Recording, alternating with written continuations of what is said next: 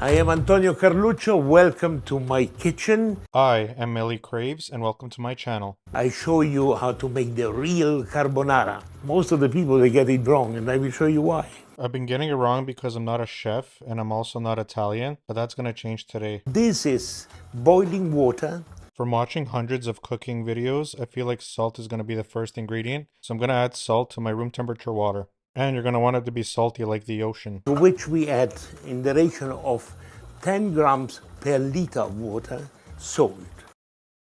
A pasta in this case is sort of spaghettoni, the biggest size of spaghetti. Just like spaghettoni, I'm the biggest size in the family. Now, as a skeptic, I decided to fact check this, and I found out here that persiatelli is actually thicker than spaghettoni. As you can see though, bucatini and persiatelli are hollow, so maybe it doesn't fall under the same class as spaghetti. So I'm just not going to question Antonio, who's the godfather of pasta, and just take his word for it. But one thing I am certain of, my body type is more like a gnocchi than anything else. Now, for the original carbonara, you need the guanciale. Instead of using guanciale, I'm going to use pancetta instead. Guanciale comes from the jowls of the pig's cheek and has a high fat ratio, which makes for a very rich and flavorful carbonara. But as you can see, the pancetta also has a good amount of fat in it as well, coming from the pork belly, also being a popular option. Of course, if you only have bacon, that works well too. So we're just going to cut them up into cubes. And to show my appreciation and love for my subscribers, I made a little pancetta heart. Good olive oil, put in the pan, the guanciale into that.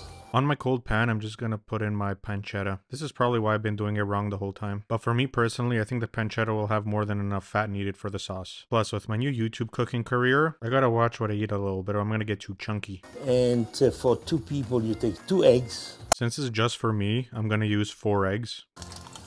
To be a little bit naughty, I take just the yolk. I've been very naughty, so I'm just going to use 4 yolks. And we beat it. You don't add any cream. Absolutely forbidden. I recently watched The Godfather again, and I'm too scared to do anything forbidden by the Italians, especially in the kitchen. So I'm just going to beat my egg mixture until it's all homogeneous. So we put a bit of Parmesan. In Roma, they use also pecorino cheese. If you got a good eye, you can notice that I already grated some cheese before I put my eggs on top. I'll be doing a mixture of half pecorino romano and half Parmesan cheese, mainly because this piece of Parmesan is getting super dry and I need to use it. But I feel like they both taste kind of similar anyway. But since I want to make this process both entertaining and educational, I decided to do some research on the actual differences.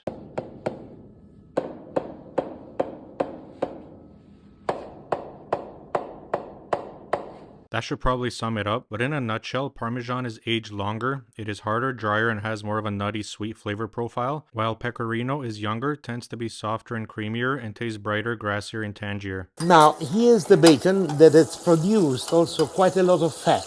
Here's my pancetta, and it's also shed a lot of fat. I also ate about 15% of it off camera. You absorb a little bit of the fat, and you take it off like this. I'll absorb the fat by using my mouth and putting it into my body. Then I'm going to scoop out a bit of the pasta water in case my sauce is too thick in the end. And I think I used more cheese than I should have, said nobody ever. But I'm going to beat it over the hot boiling water so it can just melt in a bit more. I'm also a firm believer that you don't need to measure every single ingredient you put in a dish. Sometimes you just have to go with your heart. Now it comes the pièce de résistance, the actual sauce. So now I take my mixture and I throw it in the pot. Give it a little mix and then I'm going to throw in my pancetta.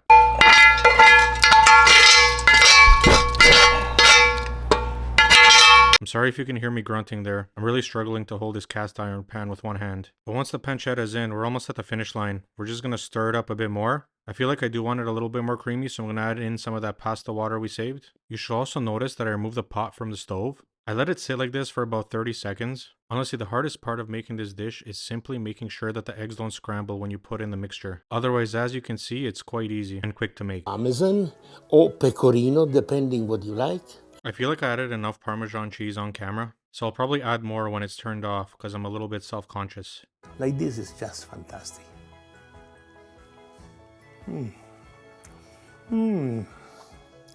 Okay, after watching that, I have to add just a little bit more on top. And then I'll do a little taste test and give it a rating from 1 to 10.